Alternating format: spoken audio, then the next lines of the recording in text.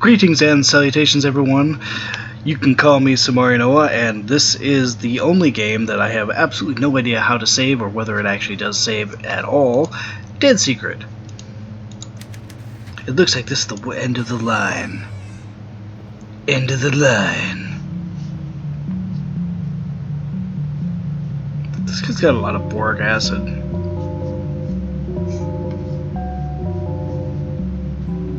What is this? I don't know.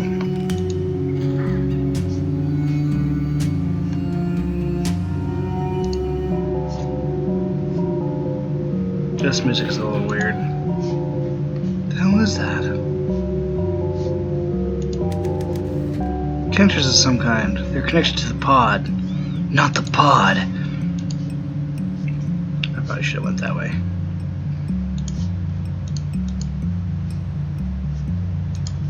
Or not. Alright. The hatch is sealed shut. Seems like the device is turned off. That's probably for the best. I understand that was supposed to go up there, but...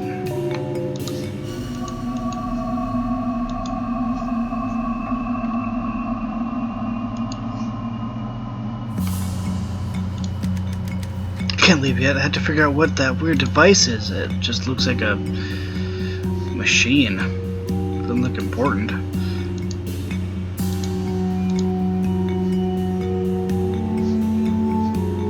Although I suppose it says the 1960s. This is the device Bullard was killed for. I need to figure out why it is so valuable.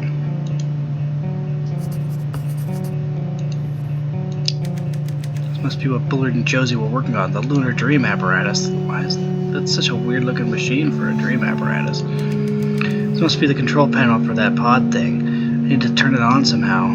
Let's whisper some sweet nothings in its ear. Control console is off.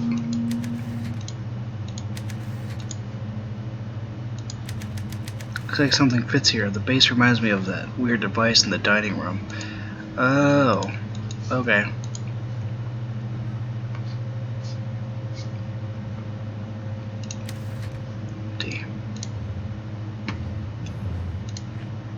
The Crystal Cave by Bobby Sawyer. Chapter 19. Man, he's got his book all over the place. And it was brighter and brighter and brighter than the sun, but cold, so cold, cold, I could see my breath, and it was dark, and I heard her voice, it was the light, and her voice was the light, and the cold, and she was talking to me, talking like my mother used to talk to me, and it was beautiful, the most beautiful voice I had ever heard, and I wanted to go there, go be with her, and feel her skin, and see her eyes, but it was cold, and I could see my breath. There was an edge of her to her voice, sharp like a knife. Her voice had another voice under it, and it was sharp, and I thought maybe this was her real voice, and her real voice was cold and so hesitated. And then I could feel the warmth, and there was warmth, and it was all over me, and I could feel it, and I opened my eyes and saw warmth, and it was blood.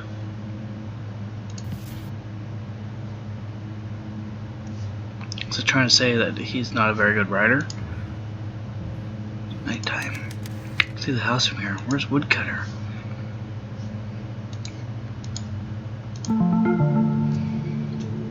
Graham Wellington wanted fame and glory. Josie Herrera wanted to find something precious. Cynthia Peckman wanted money. Bobby Sawyer wanted to be a writer. I wanted to get out of Kansas and start a real life. Now I just want to see my mother again. But she's got a bitchin' recipe for pie. Man, I want some rhubarb crisp right now.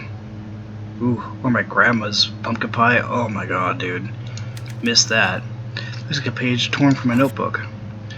Mama, respectful always, outrageous hats, simply wonderful, adores music, never angry, not forgotten, all alone. Josephine Turner, age 10. How about this? Oh, okay. I don't know, I didn't realize they had those kind of desk lamps in the 60s. Although I suppose it wasn't that long from when I would see them back in the 80s, because I am that old. Oh wait, before that, grab this. H. Bullard, Daily Log, September 15, 1965. The main part of the apparatus is complete. Today I tested each of the individual connections, but we won't really know if it works until we can do a proper test with a full moon. The weather conditions required by the device are very sensitive, and anticipating them is proving harder than we predicted. Excuse me. I've been burping a lot lately. I don't know. I'm sure you care. I must tread carefully now. Should Woodcutter know that the apparatus is functional, I would have no chance of stopping him. He must keep the work secret. We must keep the work secret. I rarely venture from the house now. The device is too valuable to leave unguarded. Graham called again today. He knows I'm up to something. He tried his best to worm some details out of me, but his attempts at subterfuge were pretty feeble. The man is an incompetent scientist, but an even more incompetent liar. Josie volunteered vigorously to be the first test subject, and I readily agreed. It's not going to work the first time anyway. We already knew that, Mr. Porter. It's not going to work the first time anyway. So he purposely was going to let her die? This part is done. It's calibrated.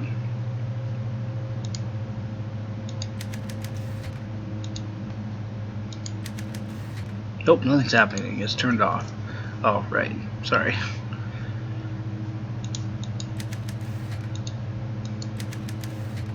I see. This must be how the machine is calibrated. Yes, we got that part down. Can't go over here and turn on the power from there. Maybe we gotta flip those switches.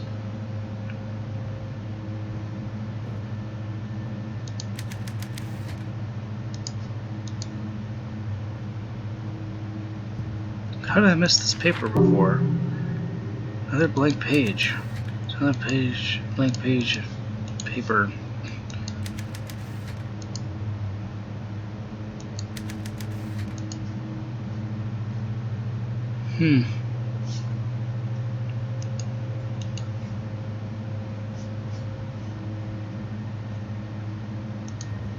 Interesting.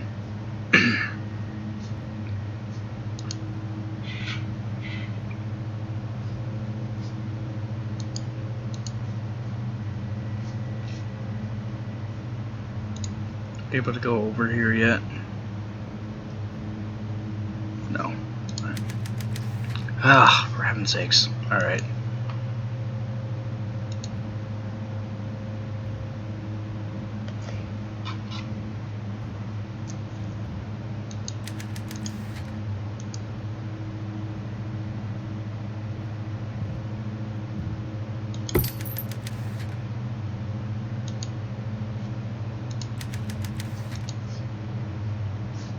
So obviously the power is down there. So maybe there's something up here we can use for... Oh, we gotta go back to the Bunsen burner.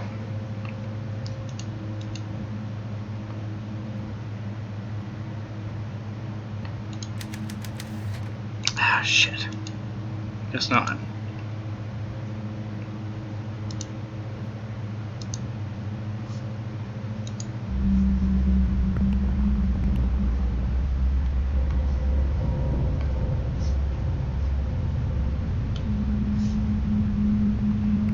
Yeah.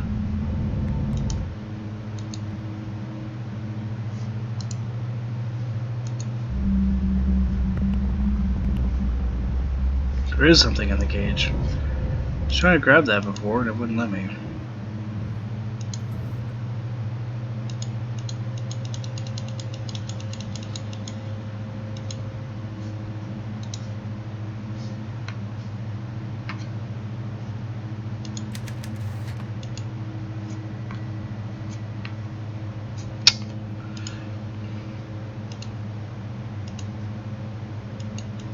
Let me grab it.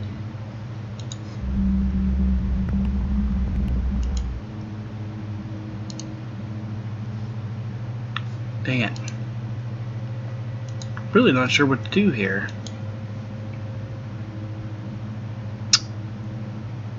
Well, let me leave the room.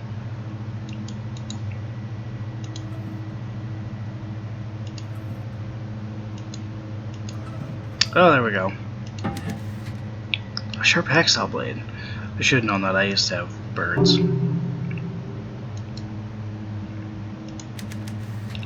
Whoever lived here before was pretty messy.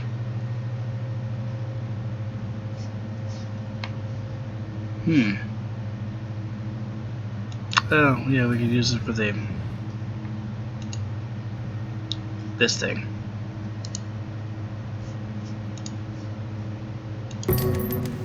Oh, it's too hard to cut with just a blade. Alright, so...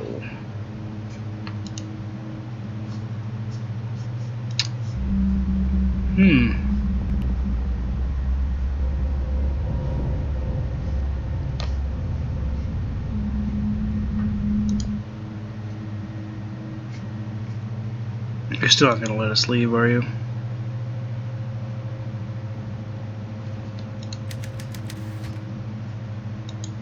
I think it'll be in this toolbox, but I guess not.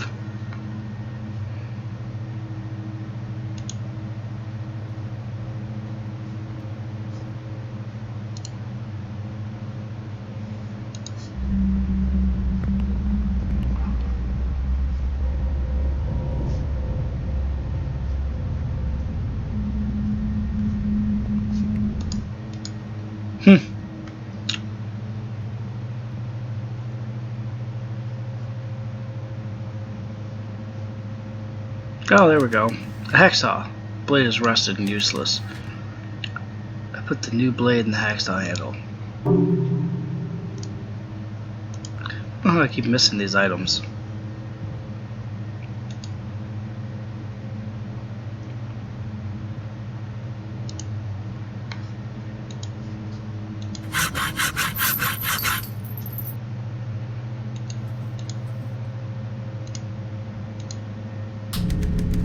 Okay, I powered up the console and calibrated it.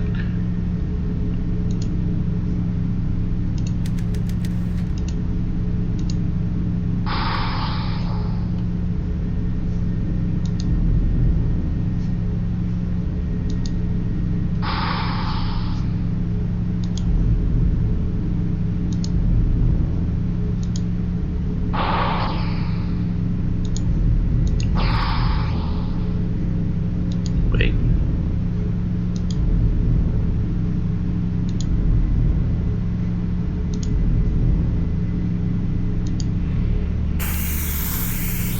I did it, it's on.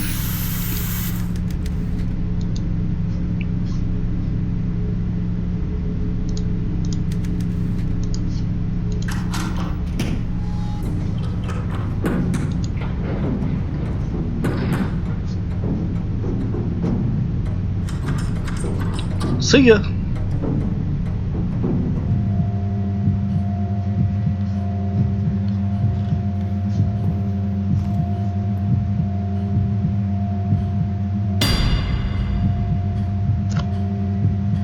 Hi.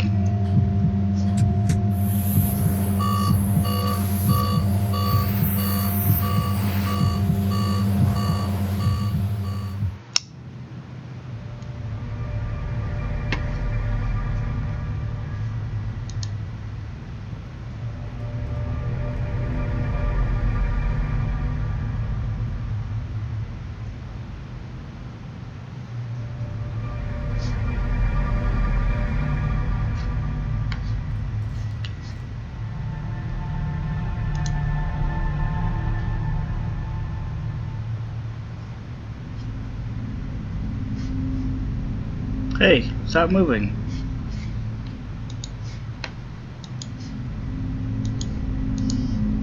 I'll try to open these doors.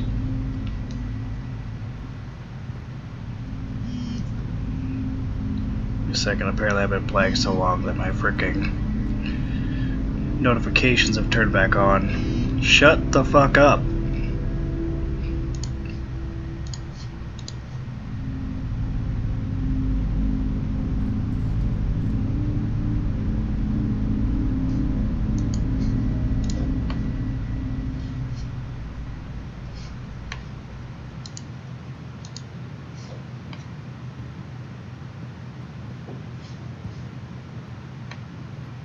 So apparently we can't check any of these doors.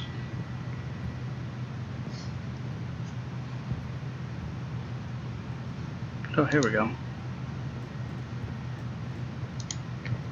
Hey, what are you doing? I literally clicked the door. Oh, for fuck's sake.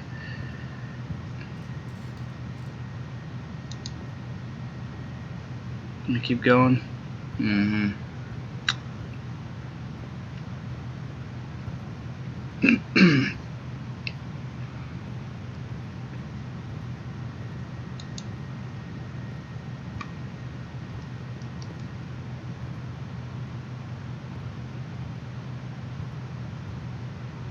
Guess we just keep going forever, huh?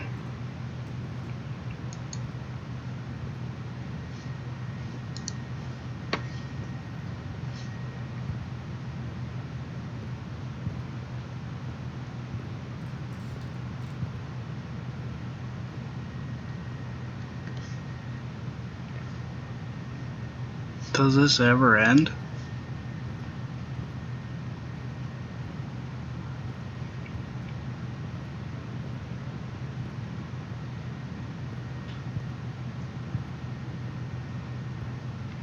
It's pulling a laser fear on me. I gotta go back.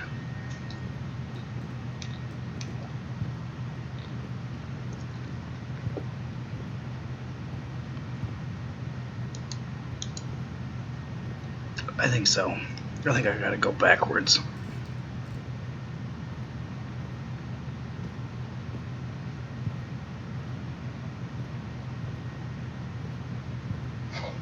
Alright, fine.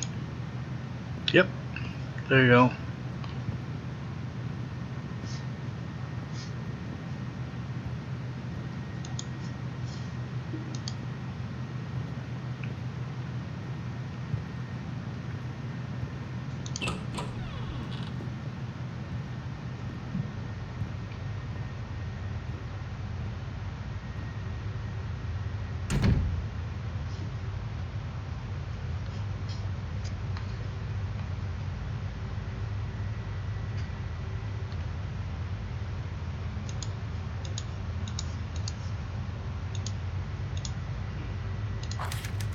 Really can clay statue. I can tell that it's really old.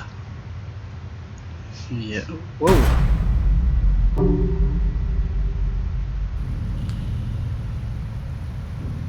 Where am I now? I think I lost consciousness.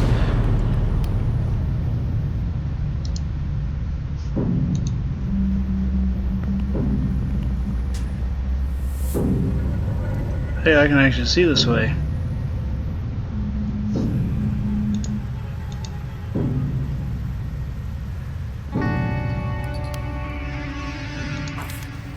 It's a large metal crank.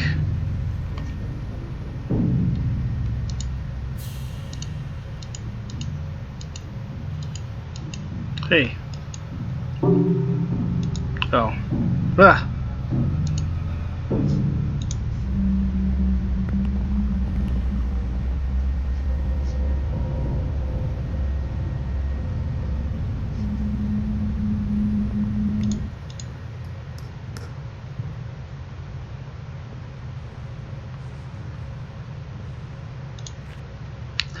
J. Lowry, Daily Log, January 5th, 1944. Harris died today. The whole squad. Gone. The thing is, it should have been me. I was supposed to be on that sub. I asked Harris to switch with me this morning right as the crew was boarding. Told him I didn't feel well. I have never liked submarines. Harris was the only person I've ever really thought of as a friend. My associates in Chicago would stick a knife in my back without blinking an eye if they thought it would get them some dough. In fact, I'm sure that's what they intended to do the moment I stepped off this boat. Perhaps I should see Harris's passing as an opportunity. All of his things are here. His papers, his extra dog tags, the physics books he showed me. His passport is here. Everyone who knew us personally is at the bottom of the ocean. Maybe my dear friend Harris provided me a way out. I was right. He is Principal Skinner. And if you believe that that episode of The Simpsons isn't the best episode, you, sir, are wrong, because that was by far the best episode of The Simpsons.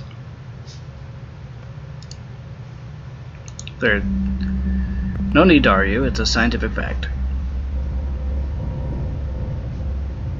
Okay, in the box. Look at those.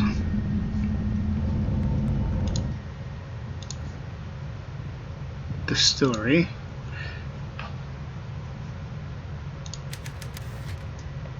Yeah. Bunch of empty crates. It must have been a pretty profitable bootlegging operation at once.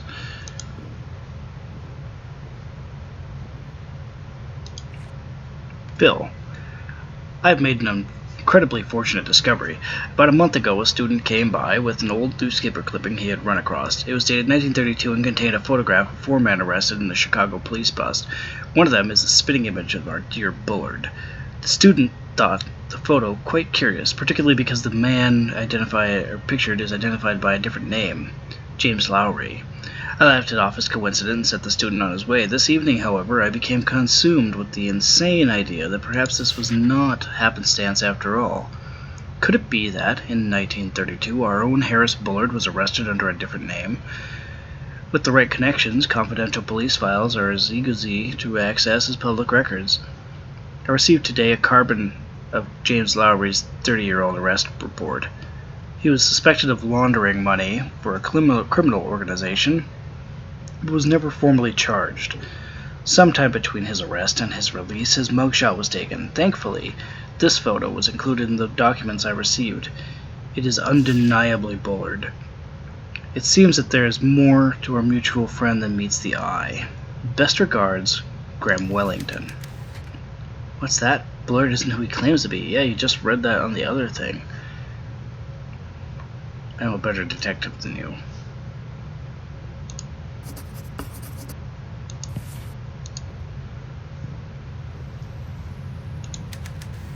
Old hand crank generator. Oh, hey.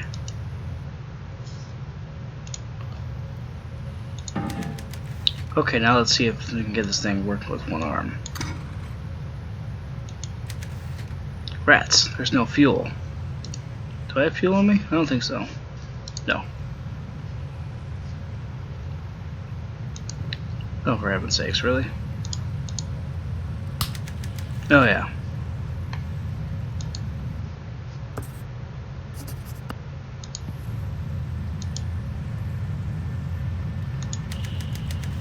This is the only way out. I think I can open the gate if I can get the power working. Well, like way over there. An old table and some chairs. They are covered in dust. Roosevelt signs Cullen-Harrison Act. March 22, 1933. Washington, D.C. Today, President Franklin D. Roosevelt signed the Cullen-Harrison Act, or Beer Bill, into law. The law gives states the authority to legalize the sale of beer and wine containing 3.2% alcohol or less. For many, the act marks the first step towards dismantling the Volstead Act and ending prohibition. Supporters of the act argue that prohibition has led to the rise in organized crime. A lot of small-time bootleg operations just went out of business, said a local restaurant owner who asked that his name be withheld. Was that the item that was over here? No, it wasn't. It's an empty jug. Ah, of course. Now we gotta find, not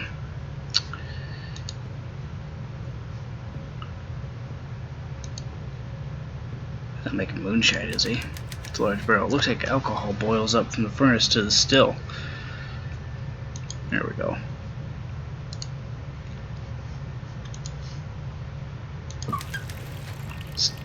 Still some alcohol left in there. The jug is full of alcohol now. It smells like disinfectant. Delicious.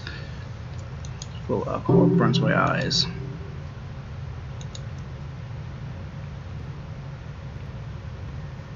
Oh, I guess this doesn't lead anywhere. It's just a ladder.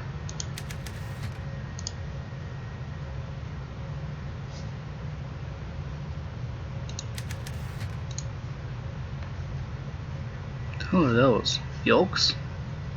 Well, either way.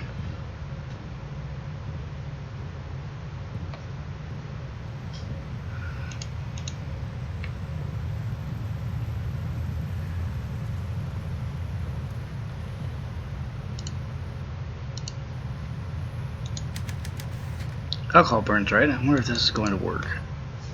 Oh yeah, it'll work. Wouldn't want to drink it, but I bet this old moonshine burns pretty well. What I hear it does. I got the generator going.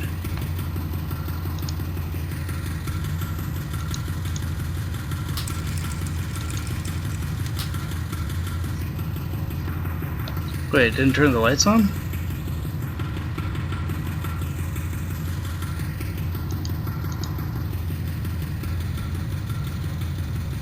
Jesus.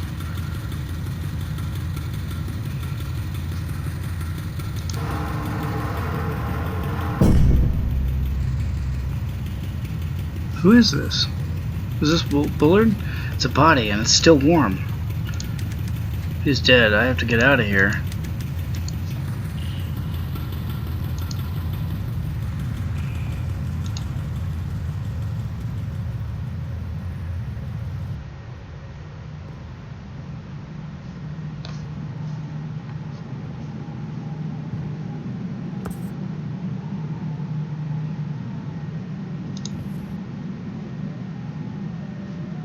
Oh, interesting. Can I go over to that house? No. These past shows at this table, it must date back to Prohibition. Whatever, Coyote.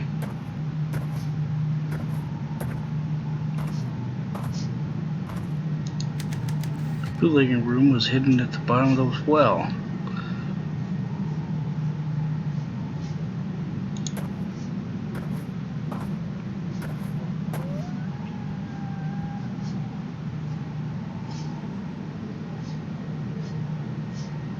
Let's unlock the store.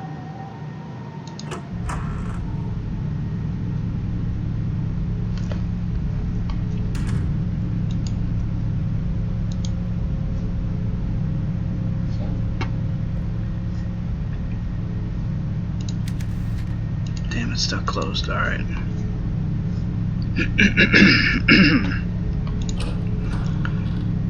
You'd think I'd be smoking with how dry my throat feels.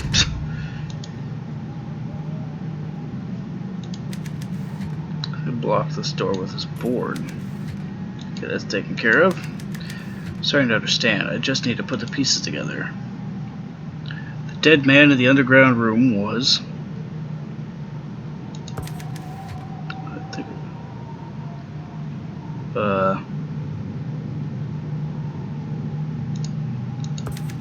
Oh, really? It was Graham Wellington? Huh. Wellington is dead. That means the man in the raincoat is someone else. But who? Truth about Harris Bullard is... he's an imposter. Seems like Bullard's entire life is a forgery. He went to a lot of trouble to cover his past. Why? The man we know as Harris Bullard is really James Lowry. That's it. James Lowry stole Harris Bullard's identity, but then where's the real Bullard now? He's dead. You already figured that out. I'm close now. Just a few more riddles to solve.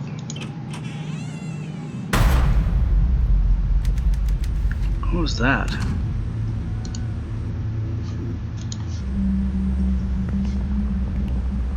I don't know, but I'm going over here to light this piece of paper on.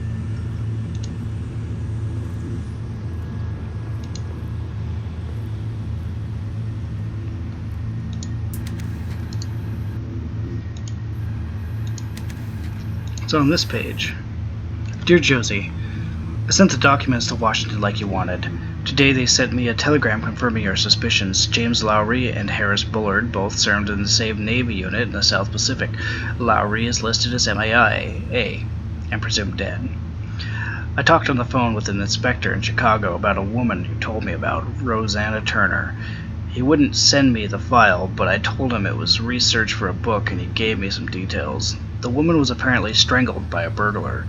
But the weird thing is that nothing of value was stolen. Just a box of old documents, by the looks of it. The case went cold in 1946 and has been sitting in the unsolved homicides file ever since. Josie, I don't know who these people are, or what they're up to with this research all of a sudden, but this is getting scary. If you're in trouble, you give me the word, and I'll make sure Bullard never bothers you again. Bobby.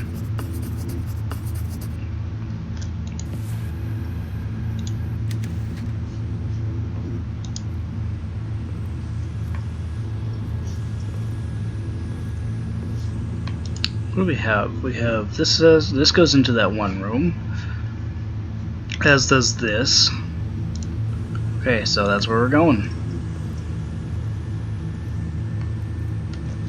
But with that in mind, it's the end of our episode today.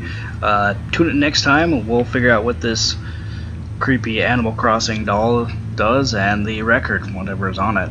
I'm assuming classical music. I think my boy Bullard has got some good taste. Maybe Pachelbel's Canon in D major. Alright, I'll see you guys later.